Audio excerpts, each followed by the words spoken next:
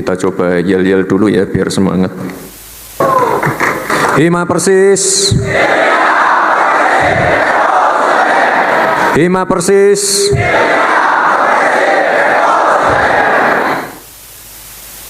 Hima Persis. Baik, terima kasih. Semangat semua ini.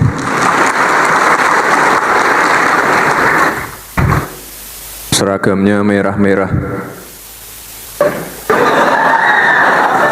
Yang merah-merah biasanya persaudaraannya kuat.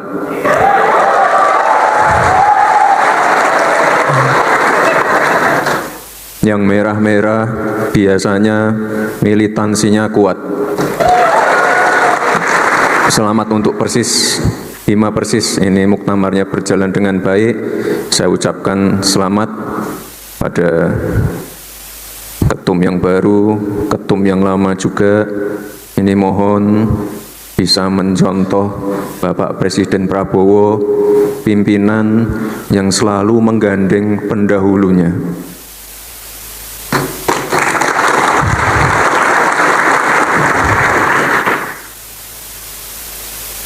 Yang baru didampingi oleh yang lama mensupport yang baru. Jadi saling mengisi dan proses keberlanjutannya bisa jalan terus. Jadi saya titip untuk dua ketum yang ada di depan saya ini.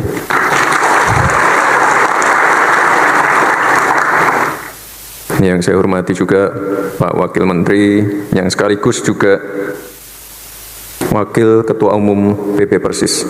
Terima kasih, Pak. Dan di acara Hima Persis ini dihadiri lengkap semua.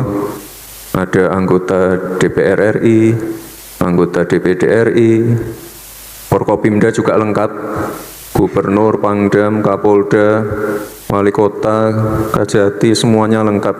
Jadi ini luar biasa sekali Hima Persis, dihadiri seluruh petinggi-petinggi. Ini mohon izin untuk teman-teman semua, keluarga besar Hima Persis. Jadi agenda saya hari ini, selain untuk menutup muktamar, tadi kami mampir ke posko, karena di Riau ini ada kebakaran hutan, ya, tapi alhamdulillah sudah termitigasi dengan baik. Tadi sudah dilakukan modifikasi cuaca. Pada waktu saya landing tadi sudah mendung, ini panas lagi. Lalu sudah dilakukan juga waterbombing, sudah ditangkap juga pelaku-pelakunya. Tadi ada 51 tersangka ya Pak Kapolda ya. Jadi ini terima kasih sekali untuk Forkopimda yang sudah hadir. Terima kasih untuk kerja kerasnya untuk penanganan kebakaran hutan ini. Dan kalau kita lihat 10 tahun terakhir, 9 tahun terakhir, ini kasus kebakaran hutannya sudah menurun hampir 85%. Tapi kalau bisa nanti di tahun-tahun berikutnya benar-benar nol, tidak ada kebakaran lagi. Ya, kuncinya ada di regulasi, kuncinya ada di monitoring, deteksi awal, dan yang paling penting kalau ada yang ngeyel, ada yang nakal, ya ini langsung ditangkap saja.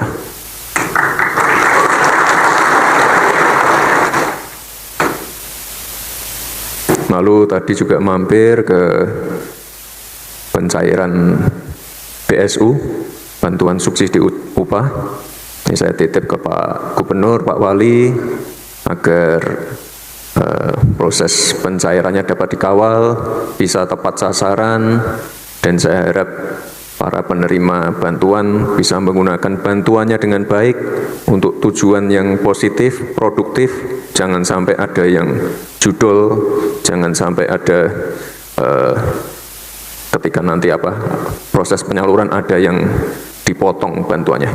Tapi saya lihat di Pekanbaru sudah cukup baik, sudah hampir 100% penyalurannya, dan saya harap ini bisa membantu meringankan beban untuk para penerima PSU-nya. Dan tadi, ya karena ini di sini banyak anak mudanya, tadi kita mampir juga ke sekolah rakyat. Ini salah satu program unggulan, program baru dari Pak Presiden. Jadi ini adalah sekolah dengan asrama, makan 3 kali, dan ini khusus untuk warga atau keluarga yang membutuhkan. Jadi untuk memotong rantai kemiskinan, dan kita ingin nanti ke depan adik-adik kita yang bersekolah di sekolah rakyat ini mempunyai mental pejuang seperti teman-teman Hima Persis yang ada di sini. Mereka dari kecil digembleng, tidur di asrama, diajarkan untuk mandiri, semua nanti digembleng di sana. Dan sekali lagi, ini program yang sangat penting sekali untuk memutus rantai kemiskinan, dan saya harap ini teman-teman Hima Persis dapat ikut mengawal program ini.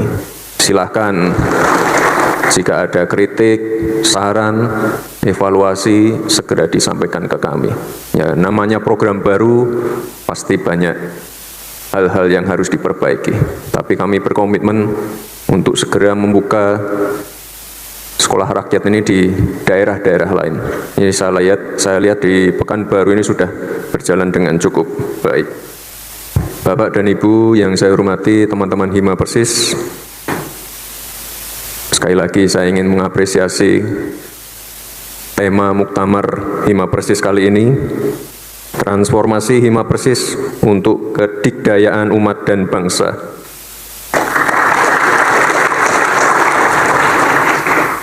Ya, karena yang namanya transformasi itu penting sekali.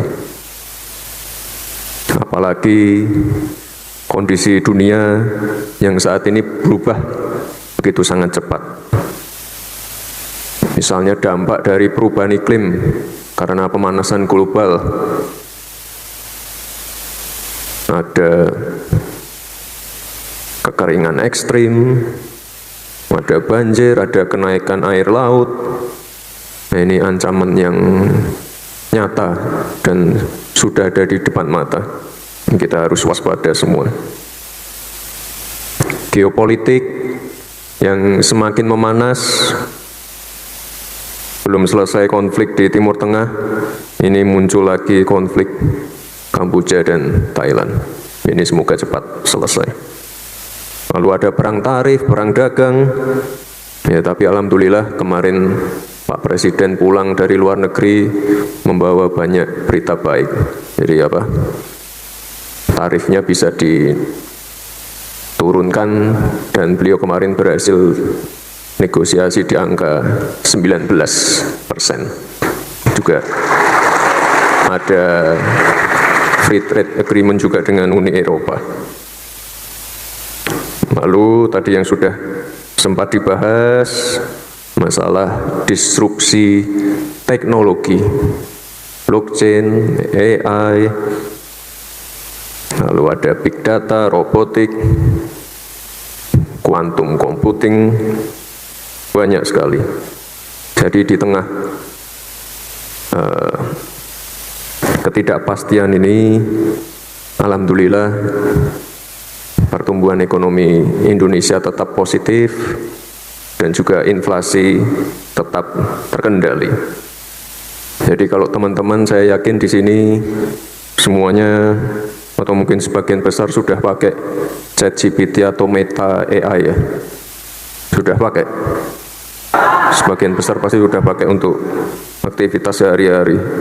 Nah, ini di negara lain, di Amerika, di Cina, mereka sudah menyiapkan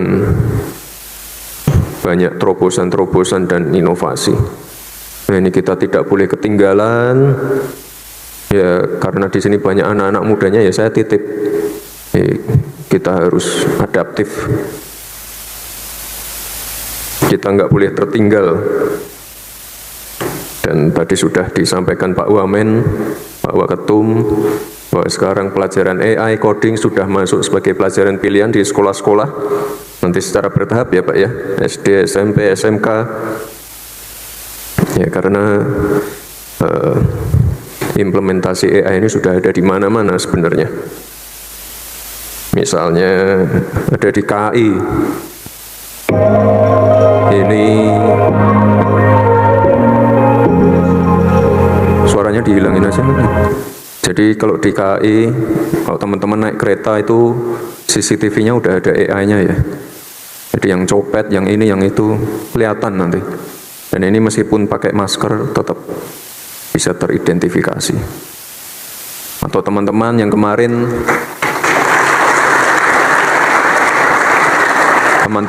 kemarin mudik lewat jalan tol Trans Jawa ya terutama. Di situ juga udah ada AI-nya untuk data analitik.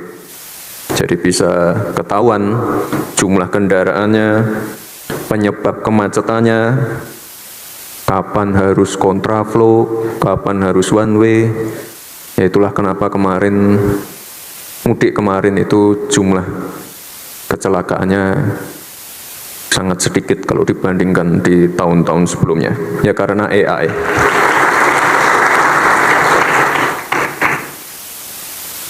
Ini karena banyak anak-anak muda, kita singgung sedikit masalah bonus demografi.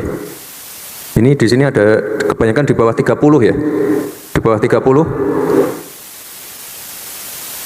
Di bawah 25? Oh, banyak sekali.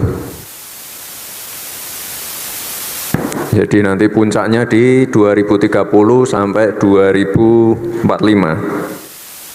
Itu hampir 68% penduduk kita di usia muda, di usia produktif.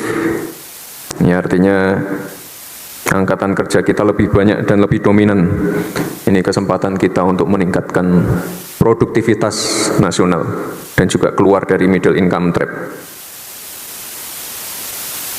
Nah, sekali lagi saya titip teman-teman Hima Persis, ini kesempatannya hanya sekali ya, dan tidak akan terulang lagi. Makanya yang namanya adaptasi, transformasi itu penting sekali. Nah, itulah sebabnya pemerintah di bawah leadership Bapak Presiden Prabowo ini melakukan transformasi besar di berbagai sektor. MPG, CKG, Danantara, atau kemarin yang baru saja diluncurkan Koperasi Desa Merah Putih, hilirisasi. Hilirisasi bukan hanya hilirisasi tambang saja, tapi juga hilirisasi pertanian, sektor maritim, hilirisasi digital. Dan Pak Presiden selalu berpesan dalam menjalankan visi, misi, programnya, ini harus selalu menomorsatukan aspek lingkungan, sosial, dan keberlanjutannya. Tapi Bapak Ibu, yang namanya transformasi itu pasti banyak halangannya, banyak rintangannya, banyak tantangannya. Karena ya sekali lagi, yang namanya hal-hal baru, hal-hal inovatif itu kadang-kadang tidak mudah diterima. Bahkan ada yang bilang, belum transformasi namanya jika belum ada pertentangan. Pasti banyak suara sumbang, pasti banyak hoax, yang biasanya terjadi karena belum memahami sepenuhnya arah dan manfaat transformasi tersebut. Maka sekali lagi saya titip, salah satu kunci keberhasilan transformasi adalah keteguhan, persatuan, kerja keras, dan komunikasi yang baik. Dan insya Allah, jika dasar niat kita melakukan transformasi adalah untuk kebaikan dan memberi manfaat bagi banyak umat, kita akan diberikan kemudahan. Sebagai penutup, pada kesempatan ini saya berharap semoga transformasi yang dilakukan Hima Persis dapat memberikan manfaat besar bagi masyarakat. Saya juga menyampaikan salam hangat dari Bapak Presiden Prabowo untuk teman-teman Hima Persis.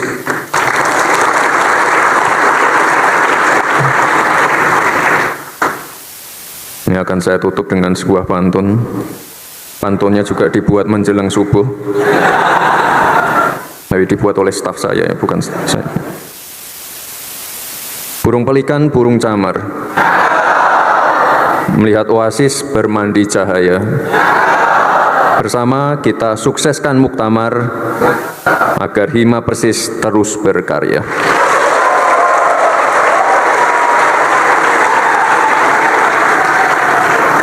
Beras dimasak menjadi nasi, nikmat dimakan dengan sayur daun pepaya. Jangan berhenti bertransformasi agar umat dan bangsa makin dikdaya.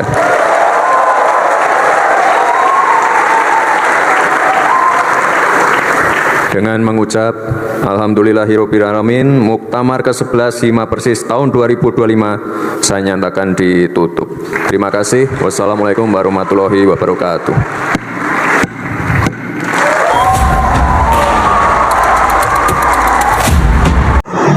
Oke, kawan-kawan, tadi kita sudah melihat dan mendengarkan bagaimana percakapan atau pidato Bapak Gibran Rakabuming Raka yang sudah terpilih sebagai Wakil Presiden Republik Indonesia. Dan tadi kita sudah melihat pidato penutupnya di salah satu acara, dan juga dia membicarakan beberapa hal terkait untuk anak-anak muda dan untuk harus memerhatiin apa yang akan berkembang dan apa yang maju ke depannya, sehingga dapat kita anak-anak muda ini tidak dapat ketertinggalan baik di bidang apapun yang lagi sangat berkembang sekarang, sepertinya di bidang teknologi. Dan tentunya tadi dari pidato Mas Gibran ini sangat memberikan saran yang baik kepada kita untuk anak-anak muda dalam berkembang dan dalam maju dalam untuk terus mengikuti kemajuan teknologi, sehingga kita ini tidak ketinggalan dan tidak banyak juga dalam arti pengangguran, kawan-kawan, sehingga kita dapat memiliki pekerjaan kita apabila kita banyak lebih tahu tentang bagian bidang teknologi maupun dari AI dan hal lainnya. Dan dari percakapan Mas Gibran tadi, bahwasanya kita juga sudah melihat bagaimana situasi isu-isu berita dan politik sekarang yang banyak sekali meminta Gibran dimasukkan. Ada beberapa sekelompok orang yang ingin terus Gibran dilengsarkan, tetapi kita lihatlah dari sini, kawan-kawan, dia terus tetap semangat dan menjalankan tugasnya sebagai Wakil Presiden Republik Indonesia. Dan kita lihat, kalau kita perhatiin dalam dia mengatasi kasus-kasus ini, dia bahkan tidak mengomentari atau ikut campur. Dan tentunya ini sebagai temparan buat lawannya yang ingin sekali memajukan Gibran ini. Tentunya baik di dalam etika dan perilaku kita, kawan-kawan, tidak harus tentang angka, tapi tentang pikiran kemanusiaan. Dan itulah, kawan-kawan, bagaimana pendapat kawan-kawan terkait masalah itu. Berikan pendapatnya di bawah kolom komentar.